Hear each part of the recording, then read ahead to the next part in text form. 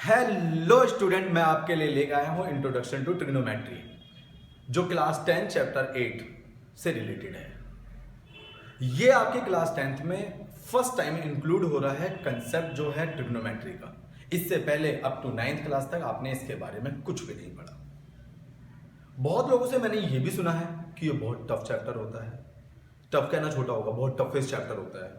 आप अपनी senior class से स्टूडेंट से पूछोगे तो कहते हैं कि इनके कुछ ट्रिग्नोमेट्री के कुछ पार्ट्स को मैंने स्किप करा हुआ था और वो मुझे कभी भी समझ नहीं आया है। इसमें कुछ कंसेप्ट जो स्टूडेंट्स को ज़्यादा समझ नहीं आते, बट आप मेरी ये पूरी क्लास देखिए, आराम से क्लास को एंड तक देखने के बाद ये खुद डिसाइड कीजिए कि क्या ट्रिग्नोमेट्री टफ है या नहीं। इस चैप्टर की सबसे खास बात है कि यह है आपके आइडेंटिटीज बेस्ड चैप्टर है। आइडेंटिटी बेस्ड चैप्टर की मीनिंग कि इसमें जो भी आइडेंटिटीज होती है, अगर आपको वो लर्न हो जाती है तो 60% में भी 60% आपका चैप्टर कंप्लीट हो जाता है। यहां से स्टार्ट करते हैं हम अपना चैप्टर ट्रिग्नोमेट्री, और यहां पर हम इंट्रोडक्शन की क्लास ले रहे हैं, यानी कि हम इन चीजों का जो ट्रिग्नोमेट्री है इनके इंट्रोडक्शन को समझेंगे। चलिए स्टार्ट करते हैं। ये जो वर्ड आपको दे रखा है ट्रिग्नोमेट्री, इसकी मीनिंग क्या होती है? तो देखिए, ट्रिग्नोमेट्री जो वर्ड है वो ग्रीक लैंग्वेज का है और ये दो वर्ड से मिलकर बना हुआ है। दो वर्ड से। सबसे पहले आप यहां पर देखिए, ट्रिग्नो और ये मैट्री। ट्रिग्नो की मीनिंग होती है ट्रायंगल और मैट्री की मीनिंग होती है मेजरमेंट। आप समझिए, थोड़ी राइटिंग पे फोकस दीजिएगा। खास राइटिंग है नहीं, बिकॉज कि मैं मैथ्स का टीचर हूं और मैथ्स में राइटिंग मैटर नहीं करता। इवन मैं बहुत कोशिश कर रहा हूं कि मैं राइटिंग अच्छी से अच्छी देने की कोशिश करूं। इससे पहले वाली वीडियोस में लोगों ने कमेंट किया था कि वीडियोस अच्छी जो राइटिंग वो ज़्यादा खास नहीं है, ज़्यादा समझ नहीं आ रही। मैं कोशिश कर रहा हूँ, बस आप मेरा साथ दीजिएगा। क्लियर? चलिए समझते हैं कि जो ट्रायंगल है उसका अगर हम मेजरमेंट करते हैं वही ट्रिग्नोमेट्री कहलाता है और ये ग्रीक लैंग्वेज से आया हुआ है। अब हम सबसे पहले हम काम यही करते हैं कि हम जो ट्रायंगल होता है उसी का मेजरमेंट कर लेते हैं। अब ट्रायंगल्स तो आपके बहुत सारे होते हैं, आपने ज्योमेट्री में पढ़ा भी होगा कितने टाइप्स होते हैं। उसमें से जो ट्रिग्नोमेट्री में जो ट्रायंगल यूज होता है वो है राइट एंगल ट्रायंगल। ये देखिए, हम धीरे धीरे अपने टारगेट को अचीव करेंगे। मेरे साथ बने रहिए, वीडियो को एंड तक देखिए। जब लास्ट तक अगर आप वीडियो देखते हो, अगर आपको समझ आती है, तभी आप बताइएगा मुझे कमेंट बॉक्स में कि क्या चैप्टर रियल में इजी है या रियल टफ है। चलिए राइट एंगल ट्रायंगल की बात करते हैं। राइट एंगल ट्रायंगल, अभी जो राइट एंगल ट्रायंगल होता है ये आपका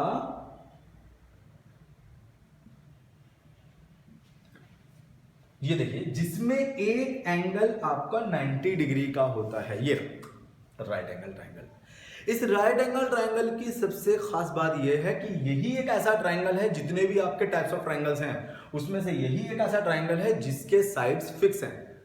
तो फिक्स कैसे हैं? जो ये 90 डिग्री का एंगल है, दिख रहा है ना, उस 90 डिग्री के अपोजिट साइड को हम हाइपोटेन्यूज कहते हैं। क्लियर? और यहां पर जो ये वर्टिकली साइड है इसको हम परपेंडिकुलर कहते हैं। चलिए मैं पूरा ही लिख देता हूं, परपेंडिकुलर। ठीक है? और इसे कहते हैं बेस, यानी कि जो आपका हॉरिजॉन्टल लाइन साइड होती है उसे हम बेस कहते हैं। तो इस तरीके से राइट एंगल ट्रायंगल की तीनों साइड्स इक्वल होती हैं। अच्छा, चलिए मैं आपसे एक बात पूछता हूं, क्या ये जो मैंने बोला कि ये वर्टिकली जो लाइन है, क्या यही परपेंडिकुलर है? क्या ये फिक्स है? जी नहीं, ये फिक्स नहीं है। मेरे कहने का मतलब है कि परपेंडिकुलर ये भी हो सकता है, बट ऐसा होता नहीं, क्योंकि जो वर्टिकली होता है हम उसी को हमेशा परपेंडिकुलर मानते हैं। लेकिन जो आपका ट्रिग्नोमेट्री है, उस ट्रिग्नोमेट्री के कंसेप्ट में एक छोटा सा पार्ट और ऐड हो जाता है, जो ये कि जिस एंगल को हम थीटा मानते हैं, 90 डिग्री तो हमारा फिक्स है, 90 डिग्री फिक्स है, मींस कि इसका अपोजिट जो होगा साइड, हाइपोटेन्यूज जिसे मैं H से डिनोट करूंगा, परपेंडिकुलर जिसे मैं P से डिनोट करूंगा और बेस जिसे मैं B से डिनोट करूंगा। क्लियर? अब समझिए मेरी बात। यहां से समझते हैं कि 90 डिग्री के अपोजिट वाला जो साइड है वो तो हमारा फिक्स है। अब हमारी लड़ाई किससे है? हमारी लड़ाई है परपेंडिकुलर और बेस से कि जी परपेंडिकुलर कौन सा होगा, बेस कौन सा होगा। वैसे आज तक आपने ये सुना होगा कि जो वर्टिकली लाइन होती है यानी कि जो स्ट्रेट होती है वो हमेशा परपेंडिकुलर होता है, बट समझने की कोशिश कीजिए ट्रायंगल में कुछ अलग है। चलिए अब समझते हैं। अब यहां पर समझते हैं कि अगर मैं इसको एंगल एज्यूम कर लेता हूं, अब ये एंगल की मीनिंग क्या होती है? सर एंगल तो ये भी है, एंगल तो ये भी है। क्लियर करते हैं, समझते हैं। अब पहले इतनी सी बात समझ लेते हैं, अगर मैं इसे एंगल एज्यूम कर लेता हूं तो इसके अपोजिट साइड को परपेंडिकुलर बोलेंगे। क्लियर? और इसी की जगह पर अगर मैं इससे एंगल एज्यूम कर लेता हूं तो हम इसकी अपोजिट साइड को परपेंडिकुलर बोलेंगे। और सुनिए मेरी बात ध्यान से, अगर ये परपेंडिकुलर है तो हमारे पास सिंगल साइड बची जो हमारा बेस बन जाएगा। तो ये डिपेंड करता है आपकी एंगल के साइड पे। चलिए अब यहां पर समझने की बात ये है कि एंगल की मीनिंग क्या है सर कि एंगल तो ये भी है, एंगल तो ये भी है, एंगल तो ये है, लेकिन ये तो फिक्स है, हम इसकी बात करेंगे ही नहीं। मेरा कहने का मतलब ये कि जब ये और ये एंगल है तो हम इसे थीटा एज्यूम कर रहे हो। थीटा क्या है और थीटा किस तरीके से एज्यूम किया जाता है, थीटा क्यों कर रहे हैं, इसकी मीनिंग क्या होती है। तो चलिए स्टार्ट करते हैं यहां से समझने की इसकी मीनिंग क्या होती है। इसकी मीनिंग होती है जब आप ट्रिग्नोमेट्री फंक्शंस को पढ़ते हैं। ओके, यहां से स्टार्ट करते हैं अपना ट्रिग्नोमेट्री फंक्शन। ट्रिग्नोमेट्री फंक्शन यानी ट्रिगो फंक्शंस में गए किस तरीके से, और जो मैंने अभी कराया उसमें जो एंगल्स था, मैंने कहा एंगल सेम होते हैं बट उसकी कुछ अलग मीनिंग होती है। वो मीनिंग क्या है वो यहां से समझ आएगा। देखिए एक बार मैं वही राइट एंगल ट्रायंगल आपके सामने बना देता हूं। क्लियर? वही 90 डिग्री, ये ए, ये बी और ये सी। आप समझिए, अब यहां पर 90 डिग्री के अपोजिट हाइपोटेन्यूज, अगर मैं इसको थीटा एज्यूम करता हूं तो इसके अपोजिट साइड को परपेंडिकुलर बोलेंगे और ये होगा बेस। यहां तक तो हमारा क्लियर है। चलिए समझते हैं ट्रिगो फंक्शंस को। ट्रिगो फंक्शन क्या होता है? उसमें ये जो आपके साइड होते हैं, इन साइड्स के कुछ रिलेशन को क्रिएट करते हैं। देखिए कैसे, पंडित बद्री प्रसाद हर हर बोले। ये देखिए पंडित बद्री प्रसाद हर हर बोले में यहां पर ये जो स्लोगन मैंने यूज किया, ऐसे बहुत सारे स्लोगन होते हैं, ऐसा नहीं है कि मैं यही यूज कर रहा हूं। कई ऐसे स्कूल और टीचर्स होते हैं जो बहुत सारे यूज करते हैं, बस मैं हमेशा यही यूज करूंगा, पंडित बद्री प्रसाद हर हर बोले। अब यहां पर समझते हैं, यहां पर साइन थीटा, ये कॉस थीटा और ये टेन थीटा। अब साइन के अपोजिट में आता है कॉसेक थीटा और कॉस के अपोजिट में आता है सेक थीटा और टेन के अपोजिट में आता है कॉट थीटा। क्लियर? अब यहां पर मैं इन्हें रेशो में डिवाइड कर देता हूं। समझते हैं, एक बार और रिपीट करता हूं, पंडित बद्री प्रसाद हर हर बोले। अब यहां पे sine theta, cos theta, tan theta, cosec theta, sec theta और कॉट थीटा, ये जो आपका होता है ये ट्रिगो फंक्शन कहलाते हैं। टोटल 6 होते हैं। और यहां पर देखिए, यहां पर ये जो आपको दिखाई दे रहा है, सपोज मैं इसे ले लेता हूं साइन और ये थीटा, यानी कि साइन एक फंक्शन है और थीटा एंगल है। और वो कौन सा एंगल है? ये जो आपको दिखाई दे रहा है। इस एंगल को अननोन एंगल बोलेंगे बिकॉज कि हमें इसकी वैल्यू नहीं मालूम। जैसे कि 90 डिग्री जो गिवन है ये फिक्स है, बट यहां पर थीटा की क्या एंगल है ये कोई फिक्स नहीं। अब यहां पर ये जो फिक्स नहीं है तो यहां पर मैंने आपको बताया कि ये एंगल और फंक्शन को मिलाकर एक टोटल फंक्शन ट्रिग्नोमेट्री का कंप्लीट हो जाता है। तो इसे कहते हैं थीटा। अब चलते हैं, अब मेरी बात ध्यान से समझेंगे। यहां पर मैंने कहा साइन थीटा। अब ये जो मैंने रेशो में डिवाइड किया, ये जो दिख रहा है perpendicular, base, perpendicular, hypotenuse, hypotenuse और बेस। क्लियर? पंडित बद्री प्रसाद हर हर बोले। अब यहां पर जो ये आपके रेशोज आप यहां पे देख रहे हो, साइन थीटा का रेशो होता है P बाई एच। ये देखिए sine theta P by H, cos theta B by H, tan theta P by B. Clear ना? इस तरीके से अगर मैं देखूं, साइन थीटा का अपोजिट होता है कोसेक थीटा, कोसेक थीटा होता है H by P, sec theta होता है h बाई बी और कॉट थीटा होता है आपका b बाई पी। तो चलिए, बट मुझे समझाना था एंगल की मीनिंग क्या होती है। तो अगर मैंने कहा साइन थीटा अगर मेरे पास है तो मैं कह सकता हूं p बाई एच। अब एंगल c को मैंने थीटा एज्यूम किया, तो यहां पर जो साइन थीटा जो बना एंगल c, ये वाला एंगल c, इसे थीटा एज्यूम किया है तो इसके अपोजिट साइड को परपेंडिकुलर मैंने बोला तो p बाई एच बना। अब अगर मैं इसे चाहूं तो इसके नाम को भी मेंशन कर सकता हूं, ये जो साइड के नाम मैंने मतलब दिए हुए हैं। तो चलिए, ए बी जो आपका परपेंडिकुलर है और बी सी बेस है और ए सी जो आपका हाइपोटेन्यूस है। तो अगर मैं इसको रीड करना चाहूं तो sine theta is equal to P by H को A B by B C भी ए सी भी मैं इसे रीड कर सकता हूं, यानी कि दोनों तरीके से। अब मैं यहां पर यह कहूं कि अगर मैं ऐसा कर लूं कि ए एंगल जो ए है और मैं इस ए को अगर थोड़ी देर के लिए थीटा एज्यूम कर लेता हूं, तो यहां पर जो ये थीटा है, यहां पे जो ये थीटा बन गई, तो अब यहां पे sine theta is equal to P by H और थीटा की वैल्यू है आपका ए। तो अगर मैं इसको चाहूं साइन ए अगर मैं लिखता हूं तो यहां पर परपेंडिकुलर बन जाता है ये और बेस बन जाता है ये।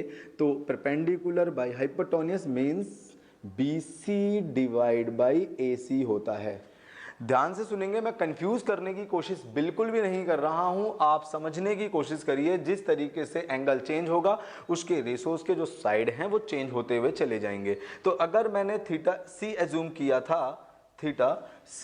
किया था मीन्स की साइन सी, तो हमारे पास परपेंडिकुलर ए बी होता और हाइपोटेन्यूस तो सेम, हाइपोटेन्यूस चेंज नहीं होता। अगर यहां पर साइन सी की जगह साइन ए अगर मैंने पुट किया, देन साइन थीटा की वैल्यू पी बाई एच, यहां से मैंने रेशो बनाया और पी की वैल्यू बी सी और एच की वैल्यू ए सी हो जाएगी।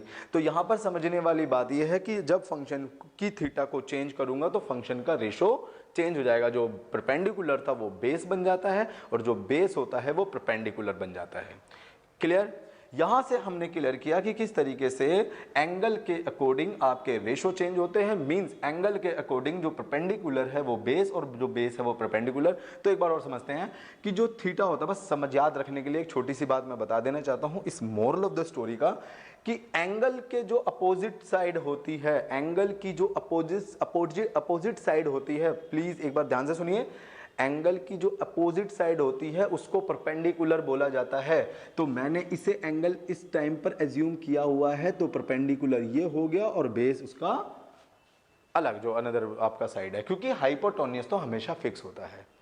अब चलते हैं, मैंने ट्रिग्नोमेट्रिक फंक्शंस को बताया कि ट्रिग्नोमेट्रिक फंक्शन कितने होते हैं, 1 2 3 4 5 6, और इनके रेशो कैसे बताए, sine theta is equal to P by H, cos theta is equal to B by H, tan theta is equal to P by B. Clear? अब यहां से स्टार्ट करते हैं हम ट्रिग्नोमेट्री आइडेंटिटीज, जो इस चैप्टर का सबसे मोस्ट इंपोर्टेंट कंसेप्ट है। मैंने आपको बताया कि 60% कंसेप्ट इसके आइडेंटिटीज पे ही बेस्ड है। तो ट्रिग्नोमेट्री आइडेंटिटीज किस तरीके से लर्न करनी है, वो कैसे याद रहती है, उसके बारे में डिस्कस करते हैं। तो ट्रिग्नोमेट्री जो आइडेंटिटीज हैं, मैंने उनको कुछ पार्ट में डिवाइड कर दिया। ऐसा आपको कोई किसी बुक में नहीं दिखाई देगा, ऐसा आपको कहीं ऐसा किसी ने नहीं बताया होगा जो मैं आपको बताने जा रहा हूं। ये मेरे खुद का मेरा बनाया हुआ पैटर्न है, एक तरीके से पार्ट है जो मैं डिवाइड कर रहा हूं। ये कोई ऐसा नहीं है कि हाँ फिक्स है कि ट्रिग्नोमेट्री के क्या इसी में ही यही आते हैं, ऐसा कुछ भी नहीं है। समझने वाली बात यह है कि बस याद करने के लिए, मीन्स कि याद रखने के लिए मैंने इनके आइडेंटिटीज के कुछ पार्ट्स कर दिए, कुछ पार्ट में डिवाइड करके साइड अलग अलग कर दिए, जिससे हमें इनके एक्सरसाइज जो एनसीईआरटी के एक्सरसाइज हैं वो करने में हमें आसानी हो जाएगी। इसके बाद हम क्लियर करेंगे कि एनसीईआरटी के एक्सरसाइज के अकॉर्डिंग किस तरीके से आपको आइडेंटिटीज को यूज करना है। क्लियर? यहां से पहले एक बार हम करते हैं आइडेंटिटीज को समझते हैं। देखिए, आइडेंटिटीज को मैंने 5 पार्ट्स में डिवाइड किया हुआ है, जिसका फर्स्ट पार्ट आपका आता है रेशो। रेशो जो मैंने अभी बताया था, जिसमें मैंने सिर्फ आपकी थीटा किसे कहते हैं, थीटा का क्या इफेक्ट होता है, थीटा चेंज होने से उनके साइड्स के रेशो कैसे चेंज हो जाते हैं, ये चीजें मैंने आपको बताई थी। चलिए सबसे पहले हम रेशो की आइडेंटिटीज को समझेंगे। सेकंड, उसके बाद आता है हमारा फ्रैक्शन। ये देखिए फ्रैक्शन की आइडेंटिटीज होती हैं। फिर थर्ड नंबर पे हम डिस्कस करेंगे टेबल। टेबल में कुछ स्पेशल एंगल्स के बारे में हम पढ़ेंगे। ठीक है, एंगल्स कौन से होंगे, 0 degree, 30 degree, 45 degree, 60 degree and 90 degree. हम वन बाय वन जब क्लियर करेंगे तो ये चीजें आपके सामने पता चलती चली जाएंगी कि क्या क्या है।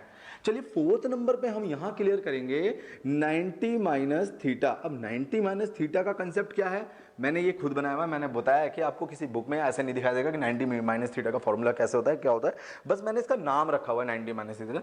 इसका ये क्या होता है, ये जो आपका कॉम्प्लीमेंट्री एंगल जो होता है, कॉम्प्लीमेंट्री एंगल से रिलेटेड होता है। ठीक है, इसके बारे में भी हम डिस्कस करेंगे। चलिए नेक्स्ट बात करते हैं। उसके बाद फिफ्थ नंबर पे स्क्वायर फॉर्मूले, स्क्वायर आइडेंटिटी के बारे में समझेंगे। तो इस तरीके से मैंने 5 पार्ट्स में मैंने डिवाइड किए हुए हैं इनकी प्रॉपर्टीज को। यहां से स्टार्ट करते हैं हम फर्स्ट पार्ट अपना रेशो का। रेशो की आइडेंटिटी क्या कहती है वहां पे समझते हैं। मैंने अभी भी क्लियर करवाया था, अब मैं ब्रीफली लिखवा देता हूं आपका। पंडित बद्री प्रसाद हर हर बोले। अब यहां पर देखिए, पहला मैंने आपको बताया था साइन थीटा होता है, दूसरा बताया था कॉस थीटा होता है, तीसरा बताया था टेन थीटा होता है। इसी तरीके से साइन के अपोजिट में क्या आता है, कॉस सेक थीटा, कॉस के अपोजिट में क्या आता है, सेक थीटा, और टेन के अपोजिट में आता है कॉट थीटा। अब हम इन तीनों को डिवाइड यानी कि रेशो में चेंज कर देते हैं। तो चलिए अब समझते हैं कि रेशो जो होता है वो कैसे आपका कन्वर्ट होता है आइडेंटिटी में। तो साइन थीटा का जो रेशो होता है वो होता है P/H, और कॉस थीटा का जो रेशो होता है वो होता है B/H। देखिए लर्न करने के, देखिए आपको अगर ये लर्न है तो आपको और ज़्यादा चैप्टर और एक्सरसाइज इजी लगेंगे। एक्चुअल में आप यहाँ पे भी समझ सकते हैं, ये जो मैंने आपको स्लोगन में चेंज करके दिया है, पंडित बद्री प्रसाद हर हर बोले, sine cos tan cosec sec और कॉट में आप देखिए sine theta P/H, cos theta B/H, tan theta P/B होता है। बट अगर आपके माइंड में ये सेट है तो आपका कंसेप्ट चैप्टर्स को क्वेश्चंस को करने का वो बहुत इजी हो जाएगा। आइए समझते हैं। इसी तरीके से टेन थीटा इजिकल टू होता है P/B। चलिए अब बताइए मुझे कॉसेक थीटा क्या होता है, H/P। सेक थीटा क्या होता है, H/B, और कॉट थीटा होता है आपका B/P। चलिए ये आपके रेशो थे, क्लियर। ये रेशो है हमारा फर्स्ट आइडेंटिटी। हम इसी से ही उसे लर्न कर सकते हैं, बस मैंने आपके सामने एक्सप्लेन कर दिया कि इसको कैसे लर्न किया जाता है। आपको याद होना चाहिए, जब मैंने अगर क्वेश्चन में आता है sine theta is equal to P/H होता है, sec theta is equal to H/B होता है, आपको डायरेक्ट आपके माइंड में इस रेशो के जो पार्ट होते हैं यानी जो आपके साइड्स होते हैं वो डायरेक्ट आने चाहिए, जब ये माना जाता है कि आपको लर्न है। ऐसा नहीं है कि आपने क्या किया कि माइंड में सेट किया कि मैंने पूछा कि टेन थीटा क्या होता है, तो आप यहाँ पर बताते हो पंडित बद्री प्रसाद हर हर बोले, तो आपने वहाँ से मेजर किया कि P/B होता है। इस तरीके से स्लोगन आपको बार बार रटना नहीं है, ऐसा कुछ करना है कि ये लर्न रहे। चलिए यहाँ से स्टार्ट करते हैं हमारा सेकेंड फॉर्म है फ्रैक्शन आइडेंटिटी। अब फ्रैक्शन आइडेंटिटी होता क्या है, ये जो मैंने आपको करवाया, ये जो मैंने लिखवाया हुआ है आपको स्लोगन पंडित बद्री प्रसाद हर हर बोले में, ये जो साइन थीटा है इसका फ्रैक्शन फॉर्म होता है कोसेक थीटा, यानी कि इसका फ्रैक्शन, और कोसेक थीटा का फ्रैक्शन होता है साइन थीटा, कॉस थीटा का सेक और सेक का कॉस, टेन का कॉट और कॉट का टेन। चलिए एक बार लिखवा भी देता हूं मैं। यहां देखिए sine theta is equal to 1 में कोसेक थीटा, और कोसेक थीटा, चलिए नीचे कर दबा देते हैं, ध्यान से सुनिए, यहाँ से इसे हटा देते हैं। उसके बाद cos theta is equal to 1 sec theta, and tan theta is equal to 1 cot theta. अब देखिए यहां पर cot theta is equal to 1/tan theta and sec theta is equal to 1/cos theta and cos theta is equal to 1/cosec theta, sorry cos theta तो हो गया ना, cosec theta is equal to 1/sin theta.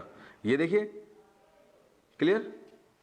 अब मेरी बात समझने वाली यहां पर कि साइन का अपोजिट 1/cosec थीटा जैसा यहां, और यही इसका फ्रैक्शन फॉर्म है। तो देखिए tan का cot, cos का sec और sin का cosec होता है। अब यहां पे समझेंगे ये जो tan का पार्ट है, इस tan थीटा का एक फॉर्मूला और भी आपको रखना है, sin theta by cos theta, ठीक है। और इसी तरीके से cot का होता है cos theta divide by sine theta. ये देखिए इस तरीके से ये फ्रैक्शन फॉर्म आपका कंप्लीट हो जाता है। यहां से स्टार्ट होता है हमारा थर्ड फॉर्म जो है टेबल। टेबल में क्या होता है, कुछ स्पेशल आपके एंगल्स होते हैं, उनकी वैल्यूज आपको लर्न करनी होती है। तो मैं आपको कुछ तरीके बताता हूं उन टेबल्स में जो एंगल्स होते हैं उनकी वैल्यूज, जो ट्रिग्नोमेट्रिक फंक्शंस की जो वैल्यूज होती हैं उनको कैसे लर्न किया जाता है या उसको याद रखा जाता है, वो तरीका बताता हूं। तो चलिए सबसे पहले पहला स्टाइल देखते हैं कि पहला वो कौन सा स्टाइल है जिससे कि आप उसे लर्न कर सकते हैं। तो देखिए टेबल में एक बार बना देता हूं यहाँ पर, और साथ साथ मैं कुछ लेकर भी चलता हूं। ये देखिए मैंने यहां पे लिखा theta, theta 0 degree, 30 degree, 45 degree और 60 डिग्री, और यहां पे लास्ट आता है आपका 90 डिग्री। क्लियर। अगर देखिए ध्यान से सुनिएगा मेरी बात, मैंने कहा साइन थीटा में मुझे 0 डिग्री की वैल्यू चाहिए, तो 1/2 साइन 0 डिग्री 1/2 1/√2 एंड √3/2 और 1।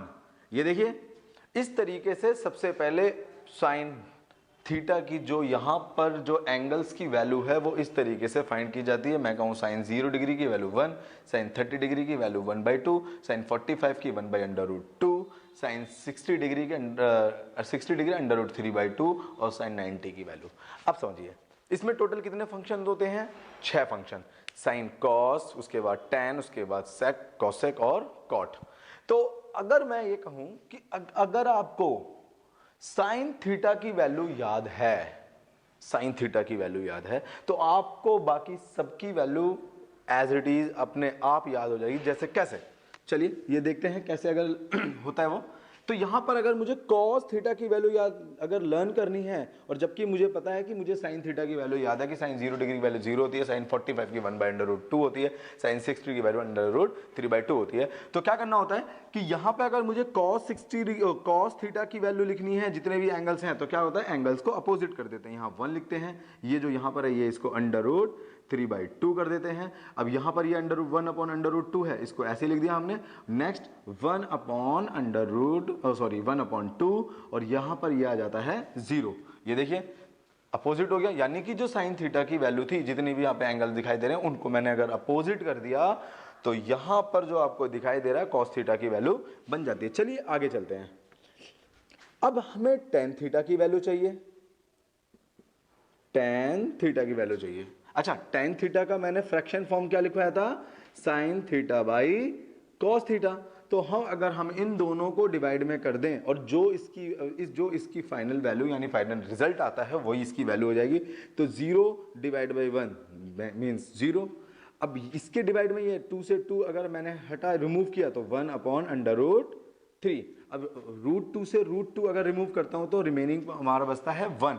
अब यहां से 2 से 2 अगर मैंने काट दिया तो बचा आपके पास √3, 1 डिवाइड बाई 0। अब समझेंगे मेरी बात, अगर मैं किसी को 0 से डिवाइड करता हूं तो जो रिजल्ट आता है इनफाइनाइट आता है, इनफाइनाइट आता है, ये बात याद रखना। तो यहां पर इनफाइनाइट वैल्यू आ जाएगी। क्लियर। चलिए देखिए यहां पर, अब समझते हैं। आप समझिए मेरी बात, ध्यान से सुनना। मैंने जो वो लिखवाया था, पंडित बद्री प्रसाद हर हर बोले। अब पंडित बद्री प्रसाद हर हर बोले में साइन थीटा का अपोजिट था क्या, कोसेक थीटा। कॉस थीटा का अपोजिट था सेक थीटा, और टेन थीटा का अपोजिट था कॉट थीटा। समझिए मेरी बात। तो अगर मैं कहता हूं कि तीन वैल्यूज अगर आपको लन हो जाती हैं, देखिए मैंने आपको बताया अगर सिर्फ साइन थीटा की वैल्यू आपको लन है तो आप इस टेबल को इस टेबल को अगर आप अपोजिट कर देते हो तो वो कॉस थीटा की वैल्यू बन जाती है। और tan theta is equal to sine by cos होता है, तो अगर मैं टेन थीटा की वैल्यू निकालूं तो साइन बाई कॉस को डिवाइड में करते चले जाइए, जो आपका रिजल्ट आता है वो टेन थीटा की वैल्यू हो जाती है। आप समझेंगे, यहां से समझते हैं कि अगर साइन थीटा की वैल्यू याद है तो मैं कोसेक थीटा की कर सकता हूं, कोसेक थीटा की मुझे लन हो सकती है। चलिए एक बार देख लेते हैं भाई कोसेक थीटा की वैल्यू क्या होगी। कोसेक थीटा की वैल्यू, तो देखिए कोसेक थीटा की वैल्यू क्या होगी, साइन थीटा का अपोजिट कोसेक थीटा होता है। तो अगर मैं इसके नीचे थोड़ी देर के लिए 1 मान लेता हूं, बिकॉज कि जीरो कब आया होगा, जब जीरो समथिंग डिवाइड बाई, जब जीरो के नीचे 1 होगा तभी ये जीरो होगा, नहीं तो ये इनफाइनाइट हो जाता। चलिए अगर मैं इसको थोड़ा सा चेंज कर देता हूं तो यहां पर इसकी वैल्यू हो जाती है इनफाइनाइट। और मैंने क्या बताया था, जो इनफाइनाइट होता है उस, ठीक है, वो कब आता है, समथिंग डिवाइड बाई जीरो। चलिए अब इसको हम चेंज कर देते हैं तो 2/1, लेकिन हम नीचे 1 शो नहीं करते, यहां पर भी 1 शो नहीं करते। चलिए इसको अपोजिट कर देते हैं √2, इसको अपोजिट कर देते हैं 2/√3। और इसको मैंने अपोजिट किया तो 1/1 इज इक्वल टू 1 हो जाता है। देखिए कोसेक थीटा की वैल्यू। अब मुझे कमेंट बॉक्स में बताइए कि जैसे मैंने साइन थीटा का अपोजिट कोसेक थीटा किया तो कॉस थीटा और टेन थीटा की वैल्यू क्या होगी। ठीक है, इस तरीके से हमारा पहला तरीका यहां पे कंप्लीट हो जाता है कि ये एक रूल है कि जिस तरीके से हम टेबल लर्न कर सकते हैं। अगर मुझे साइन थीटा की पता है तो मैं क्या करूंगा, साइन को अपोजिट कर दूंगा। अगर मुझे, अब मैंने क्या करा, साइन को मैंने अपोजिट किया तो मेरे पास आया क्या, कॉस थीटा की वैल्यू। अब मैं tan theta is equal to sine by cos मुझे पता है तो मैं दोनों को डिवाइड करूंगा, टेन थीटा की वैल्यू आ गई। अब यहां पर देखिए कि साइन थीटा का cos, cosec theta, cosec cos का आपका सेक थीटा और टेन का कॉट थीटा है। तो अगर मुझे साइन कॉस टेन का पता है तो इन तीनों को अगर हम रेसिप्रोकल कर देते हैं तो इनकी वैल्यूज, जो रिमेनिंग पार्ट है उनकी वैल्यूज हो जाएगी। जैसे मैंने कोसेक का निकल करके दिखाया। यहां से स्टार्ट करते हैं हमारा सेकेंड स्टाइल टेबल को लर्न करने का। सेकंड स्टाइल टेबल को लर्न करने का कुछ स्टूडेंट्स को लेंथी लगता है, कुछ स्टूडेंट्स को इजी लगता है। बस आप समझिए इसके बाद का जो तीसरा स्टाइल होगा वो सबसे शॉर्ट ट्रिक होगा इस टेबल को लर्न करने का। ठीक है, चलिए स्टार्ट करते हैं। ये टेबल देखिए, मैंने आप क्या किया कि साइन कॉस 10 लिया हुआ है, बिकॉज कि साइन कॉस 10 का अगर आपको लर्न हो जाता है तो बाकी इनके जो अपोजिट होते हैं, यानी साइन का अपोजिट होता है कोसेक, कॉस का अपोजिट सेक होता है और 10 का अपोजिट कॉट होता है। तो ये तीनों जो हैं आपको बाय डिफॉल्ट लर्न हो जाएंगे, या इनको रेसिप्रोकल करो, इनकी वैल्यूज आ जाएंगी। तो हम यहाँ पर फोकस देते हैं। चलिए सबसे पहले क्या करते हैं, यहाँ पर जो मैं काउंटिंग लिखता हूँ वो 0 से स्टार्ट होगा, 0 0 1 2 3 एंड 4। ये देखिए, अब यही काउंटिंग मैं यहां से स्टार्ट करता हूं, 0 1 2 3 और 4। क्लियर। अब इन सब में मैं 4 से डिवाइड कर देता हूं। चलिए भाई, ये देखिए 4 से मैंने किया सबको डिवाइड। क्लियर, ये देखिए सबको मैंने 4 से डिवाइड कर दिया। मैं एक साथ साइन और कॉस दोनों का बना रहा हूं, ठीक है ना। और ना समझ आया तो मुझे कमेंट बॉक्स में बताना कि सर ये समझ नहीं आया और ये चीज लेंथी थी। चलिए देखिए यहां पर उसके बाद क्या करना है कि सबको रूट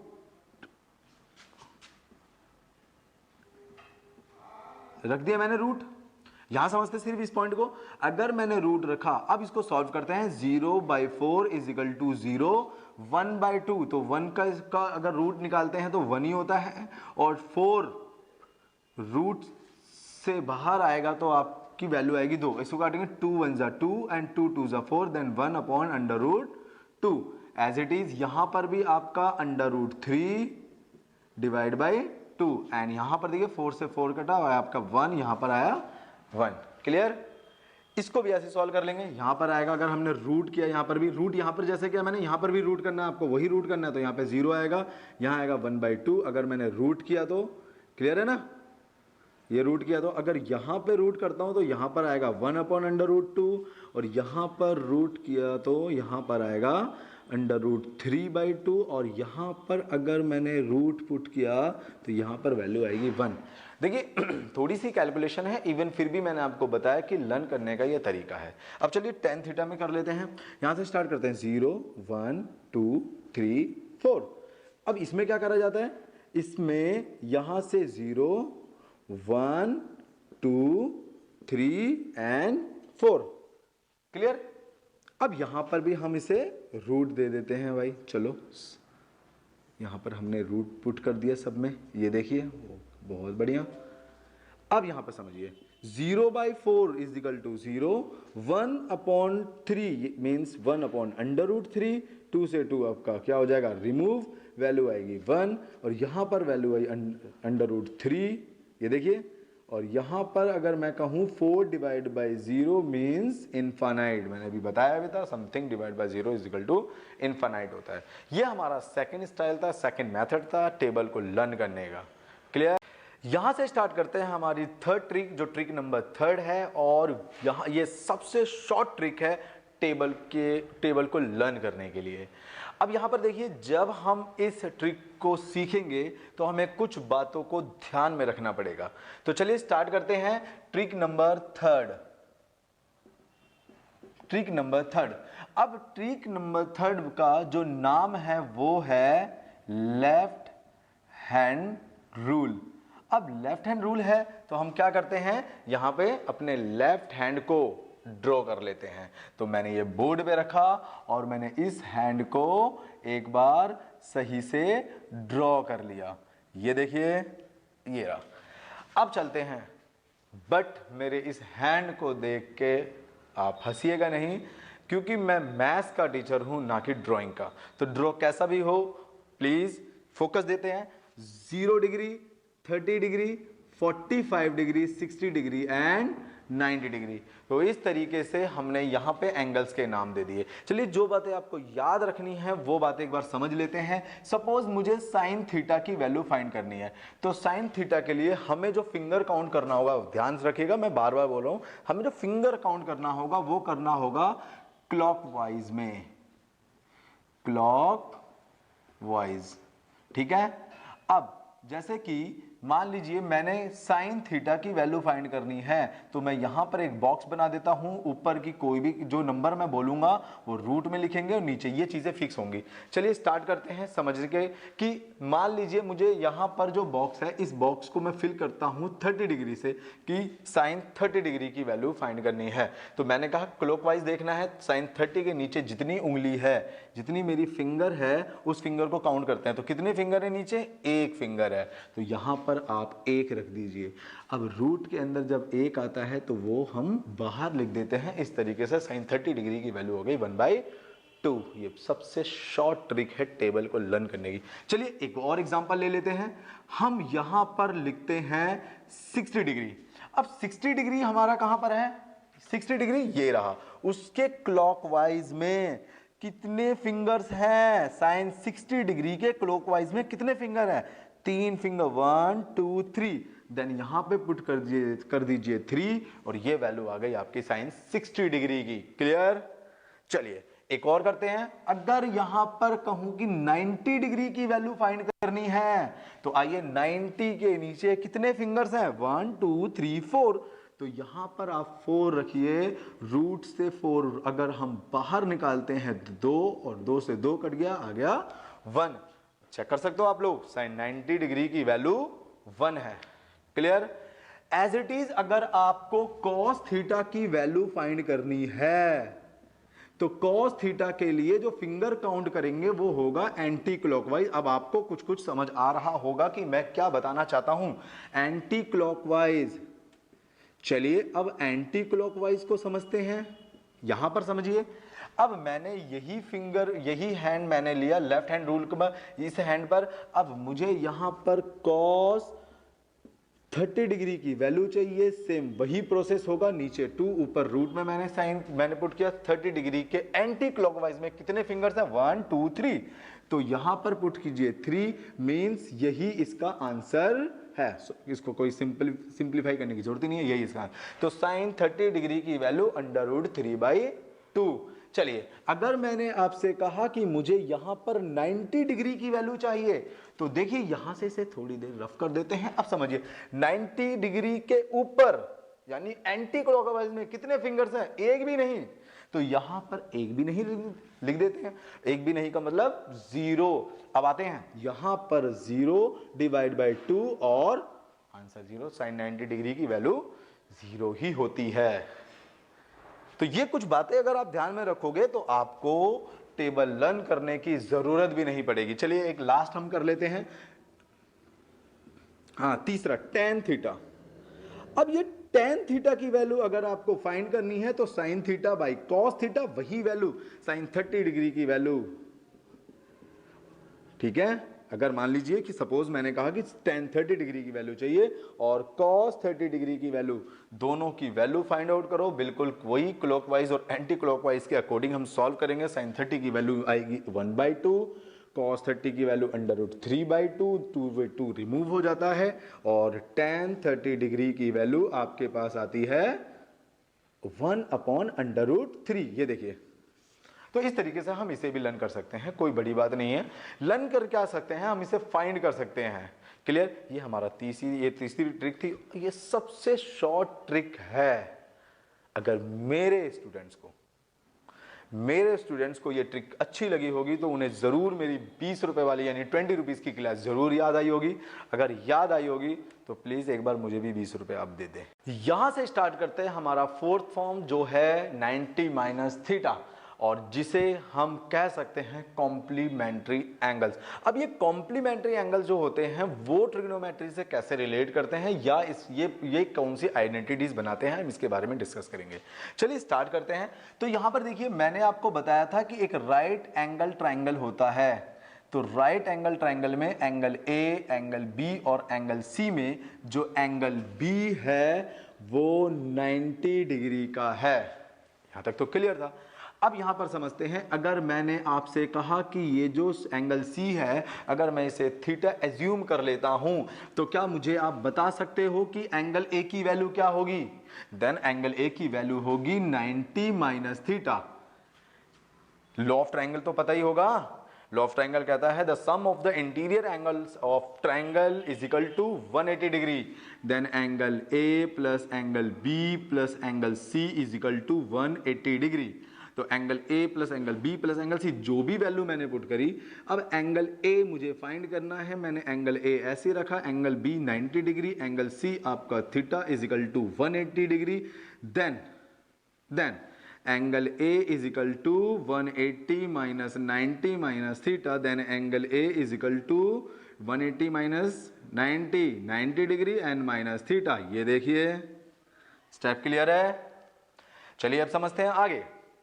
अब यहां पर देखिए कि मैंने कहा अगर ये थीटा है तो इसकी अपोजिट साइड क्या होगी? परपेंडिकुलर, और जो रिमेनिंग अगर आपकी साइड है तो वो हो जाएगा बेस। क्लियर? तो यहां पर ये बात समझ आती है, और ये तो आपका हाइपोटेन्यूस है ही। समझते हैं, धीरे धीरे आते हैं।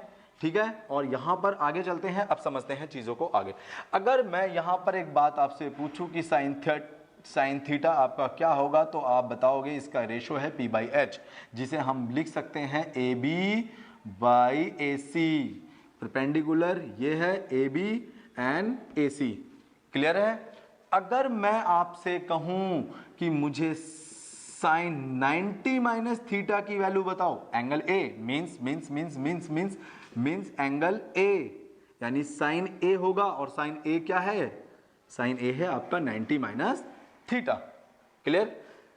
तो यहां पर इसकी वैल्यू हो जाएगी P/H। देखिए वैल्यू तो P/H, ये तो इसका रेशो है, लेकिन यहां पर अगर मैंने इसे थीटा एज्यूम किया तो यहां पर BC/AC होगा। ये देखिए, तो हम समझिए यहां पर मेरी बात। अच्छा, अगर मैं यहां पर कॉस कर देता हूं थोड़ी देर के लिए, अगर मैं यहां मैंने कॉस किया यानी कॉस A की वैल्यू, और कॉस A मैंने यहां पे दिखाया कि 90 माइनस थीटा है, तो cos A 90 minus theta is equal to होता है B/H। और इस केस में अगर मैंने इसे एज्यूम किया हुआ है तो ये आपका परपेंडिकुलर हो जाएगा और ये आपका बेस हो जाएगा।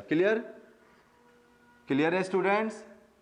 हाँ, चलिए, अब इस केस में अगर हम इस तरीके से कहें तो ये हमारा अगेन ए बी आ जाएगा और नीचे ए सी ही होगा, क्योंकि हाइपोटेन्यूज तो दोनों में होता है। अब समझेंगे यहां से कि cos 90 minus theta is equal to sine theta के इक्वल है, क्योंकि cos 90 minus theta is A B by A C and sine theta is also A B by A C. यहां पे समझने की कोशिश करेंगे जो मैं समझा रहा हूं, तो यहां पर एक रिलेशन बन जाता है कि cos 90 minus theta is equal to sine theta. अब समझते हैं यहां पर समझते हैं, आगे आइए। अगर मैं कहूं कि sine 90 minus theta is equal to cos theta as it is, जैसा कि मैंने अभी प्रूफ किया cos 90 minus theta is equal to sine theta होता है। क्लियर है, समझ आ रहा है ना। अगर मैं कहूं tan 90 minus theta is equal to cot theta और cot 90 minus theta is equal to tan theta, clear. Then sec 90 minus theta is equal to cos sec theta, clear. चलिए, और now cos sec 90 minus theta is equal to 90 minus theta is equal to sec theta. ये देखिए मैंने यहाँ पे अब मैंने pairs बना दिए हैं इस तरीके से। देखिए ये आपका आ जाता है 90 माइनस थीटा की टोटल प्रॉपर्टीज यानी आइडेंटिटीज। अब समझते हैं, कुछ नहीं है, मैंने आपको बताया जिस एंगल को हमने थीटा एज्यूम किया है वही एंगल के अकॉर्डिंग हमारा बेस एंड परपेंडिकुलर चेंज होता है और वहीं से हमें ये आइडेंटिटी मिलती है। मैंने एक को प्रूफ किया और बाकी आपको लिख के दिखा दिया। तो समझने वाली बात यहाँ पर थी कि कुछ अलग नहीं था, बस आपका जो एंगल, आपके जो ट्रायंगल था राइट एंगल ट्रायंगल, उसी से ही रिलेटेड था, कॉम्प्लीमेंट्री। क्योंकि जब एक एंगल आपका 90 डिग्री है तो बाकी जो दो रिमेनिंग आपके एंगल हैं उन एंगल का जो सम होगा वो भी 90 डिग्री होगा। और कॉम्प्लीमेंट्री कहते भी से हैं कि जब दो एंगल का सम 90 डिग्री होता है तो उसे कॉम्प्लीमेंट्री एंगल्स कहते हैं। यहां पे क्लियर हो जाता है हमारा फोर्थ फॉर्म। अब स्टार्ट करते हैं हमारा फॉर्म फिफ्थ जो है, जो मैंने कन्वर्ट किया है जितने फॉर्म है उसका लास्ट फॉर्म है ये स्क्वायर। अब ये स्क्वायर और स्क्वायर के फॉर्मूले, उसके आइडेंटिटी स्क्वायर के किस तरीके से लर्न किए जाते हैं, ध्यान से सुनिएगा। ये थोड़ा एडवांस है और जो एडवांस क्वेश्चन है इस चैप्टर के उसमें यूज होते हैं। तो चलिए सबसे पहले मैं डिस्कस करता हूं वही आपका right angle triangle, angle A B C, जिसमें एंगल बी आपका 90 डिग्री है। अब समझिए यहां पर, अब यहां पर एक बात और, जो कि इसके साइड जो फिक्स हैं हाइपोटेन्यूज, परपेंडिकुलर और बेस, और ये एंगल आपका थीटा मैंने एज्यूम किया तभी तो ये परपेंडिकुलर होगा ना, क्लियर। चलिए अब समझते हैं, यही राइट एंगल ट्रायंगल एक ऐसा ट्रायंगल है जिसके अंदर इसके साइड्स और एक एंगल फिक्स होता है, साइड्स फिक्स होती हैं, एक हाइपोटेन्यूज होता है, एक परपेंडिकुलर होता है और एक बेस होता है। अब यहां पर राइट एंगल ट्रायंगल में एक और चीज इंक्लूड होती है और वो है पाइथागोरस थ्योरम। याद आया? चलिए पाइथागोरस थ्योरम के बारे में समझते हैं। पाइथागोरस थ्योरम कहता है कि हाइपोटेन्यूज का square is equal to perpendicular का स्क्वायर प्लस बेस का स्क्वायर होता है। The square of hypotenuse is equal to square of perpendicular plus square of base. Clear है? ये होता है पाइथागोरस थ्योरम कहता है कि in any right angle triangle the square of biggest side is equal to the sum of the another sides, sum of the square of another sides। Clear? तो ये वही चीज है पाइथागोरस थ्योरम। अब यहां पर हम अप्लाई करते हैं पाइथागोरस थ्योरम से कि किस तरीके से हम यहां पर स्क्वायर फॉर्मूले को बनाते हैं। तो चलिए सबसे पहले हम यहां पर कुछ ट्रीटमेंट करते हैं, divide by H square both side. अब यहां पर समझेंगे divide by H square both side करने पर H square divide by H square is equal to P square divide by H square, इस प्लस में B square divide by H square, कुछ इस फॉर्म में कन्वर्ट होगा। चलिए अब यहां से इसे कर देते हैं रिमूव। अब ये पॉइंट यहां से आगे चलते हैं। अब यहां पर लिखते हैं P square divide by H square plus B square divide by H square is equal to 1। और हम एक काम और भी कर सकते हैं, अगर ये दोनों के सेपरेट स्क्वायर हैं तो मैं इन दोनों को होल स्क्वायर भी लिख सकता हूं। चलिए मैंने लिख दिया। यहां पर भी मैं यही काम करता हूं कि मैंने इसको भी स्क्वायर लिख दिया। अब आप याद कीजिए वो स्लोगन पंडित बद्री प्रसाद हर हर बोले में जो रेशो बनता है P बाई एच, याद आ रहा है, साइन थीटा का whole square plus B by H means cos theta का whole square is equal to 1। ये देखिए क्लियर। अब एक बात याद रखेगा, एक छोटी सी बात मैं याद रखने के लिए बता देता हूं कि साइन थीटा का whole square is equal to होता है साइन स्क्वायर थीटा। तो साइन थीटा का whole square is equal to sine square theta होता है, मींस थीटा का स्क्वायर कैलकुलेट नहीं किया जाता, थीटा को स्क्वायर में कैलकुलेट नहीं किया जाता। चलिए आगे चलते हैं। अब यहां पर मैं इसको लिख सकता हूं then sine square theta plus cos square theta is equal to 1। ये मेरी पहली प्रॉपर्टी आपके सामने आ गई। क्लियर। चलिए अब यहां पर अगर ये पहली प्रॉपर्टी आपके सामने आई तो इनसे मैं दो आइडेंटिटीज और भी बना सकता हूं। चलिए sine square theta is equal to 1 minus cos square theta, आपको पता ही चल गया होगा मैंने कैसे बनाया, ये प्लस है, साइड चेंज किया तो साइन चेंज हुआ। एज इट इज अगर मैं कॉस स्क्वायर थीटा को यहीं रखकर अगर साइन को उधर लेके जाता हूं तो 1 माइनस साइन स्क्वायर थीटा हो जाता है। तो देखिए ये दो प्रॉपर्टीज आपके सामने और बन जाती है आपके इस फॉर्म के अकॉर्डिंग। क्लियर। अब सुनिए मेरी बात, अब थोड़ा सा होमवर्क आप भी करिएगा।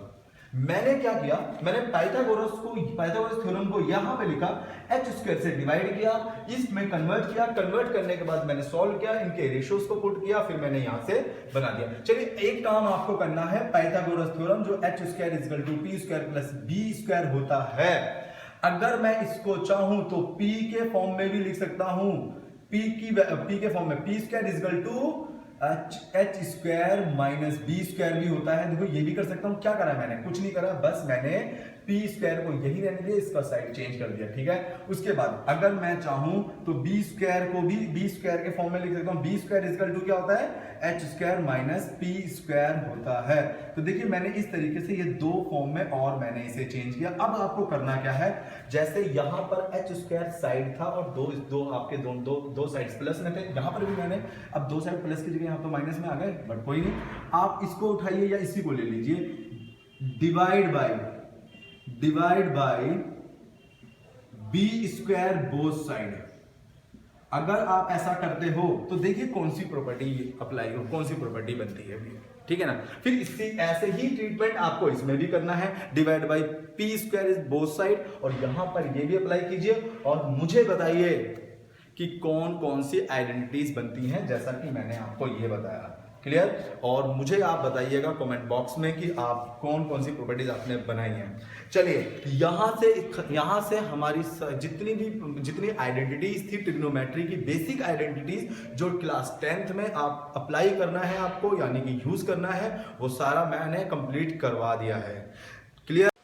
अब यहां देखते हैं, मैंने बोर्ड पे टोटल आइडेंटिटीज आपके सामने लिख रखे हैं। शायद थोड़ा शॉर्ट दिखाई देते, छोटा छोटा दिखाई दे, थोड़ी सी मेरी मजबूरी है कि मैं पूरा बोर्ड दिखाना चाहता हूं, इस वजह से शायद ऐसा हो। बट आप इसकी स्क्रीनशॉट लेके जूम करके देखोगे तो आपको शायद सारी आइडेंटिटीज दिखाई देगी। बस आपके सामने शो करना चाहता था। इसमें एक फॉर्म है जो मिस है, वो है टेबल। टेबल मैंने जानबूझ कर नहीं लिखी बिकॉज की टेबल आपको बुक में भी मिल जाएगी। इवन उसके अलावा जितनी भी आइडेंटिटीज होती हैं ये बोर्ड पे आपको दिखाई दे रही हैं, आप देख लीजिए। सबसे पहले मैंने रेशो लिखा, उसके बाद सेकंड आपका फ्रैक्शन है, थर्ड आपका 90 माइनस थीटा कॉम्प्लीमेंट्री फंक्शंस वाला, उसके बाद स्क्वायर के सारे फॉर्म लिख रखे हैं। ठीक है ना। आपको क्या करना है, फॉर्मूले बना के देख रहे हैं एक बार कि वो कैसे बनते हैं। जैसा मैंने एक बनाया था, sine square plus cos square theta equal to 1, ऐसे ही आपको बाकी का भी बनाना है। ये रहा सेकंड आपका, sec square theta minus tan square theta equal to 1, cosec square theta minus cot square theta equal to 1। Clear है। यहां पर कंप्लीट होते हैं हमारी ये क्लास जो आइडेंटिटीज पे रिलेटेड थी। अब आपको करना क्या है कि इनको लर्न करना है। जो मेरी नेक्स्ट वीडियो होगी उसके अंदर मैं बताऊंगा एक्सरसाइज चैप्टर के कैसे सॉल्व करने हैं, उसमें जो क्वेश्चंस हैं उसको कैसे किया जाता है। ओके। अगर मेरी ये वीडियो आपको पसंद आई तो आप मेरे चैनल को सब्सक्राइब करें और लाइक दें।